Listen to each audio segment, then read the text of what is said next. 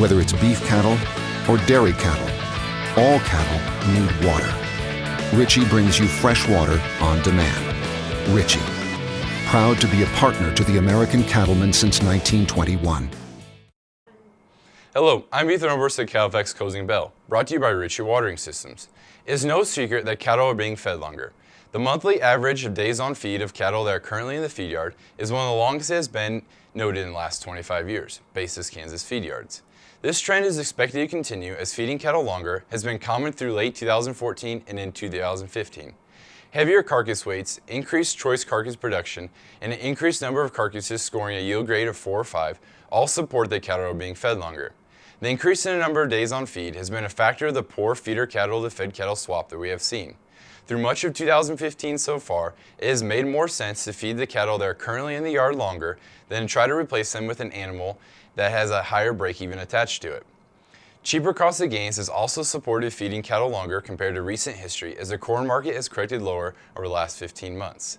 Feeding cattle longer has caused carcass weights to continue to show year-over-year increases. Steer carcasses averaged 900 pounds in the most recent data. This is 21 pounds heavier than a year ago levels for this week. Year-to-date average steer carcass weights are 18 pounds over last year's levels and an additional 177 million pounds using last year's steer slaughter year-to-date as a baseline. Heifer weights also paint a similar picture year-to-date as they are 16 pounds over year-ago levels. Typically, steer carcass weights peak in October or November. If the seasonal pattern continues this year, then steer carcass weights will put in all-time highs this fall near the 915 to 920 pound mark. Regionally speaking, the northern feed yards are experiencing pockets of large, heavy cattle currently, which is contributing to some weakness in the fed cattle cash market there compared to their partners' feed yards in the south. Packers in the north are starting to apply discounts for heavy carcasses, which is contributing to the weakness seen there in the cash market, as feeders become more willing sellers.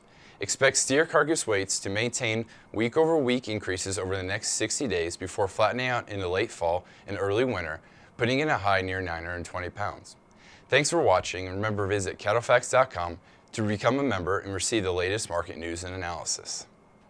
The beef business has never been for the faint of heart. The pressures are real, the risks are high, but the opportunities have never been greater. So how do you sort through it all to decide which way to go? For more than 40 years, CattleFax has led the way. Become a member at www.cattlefax.com. We're the time-proven leader in research, analysis, and information, equipped with the industry's most powerful database. Our team is impartial, objective, our vision is global, and our focus is you.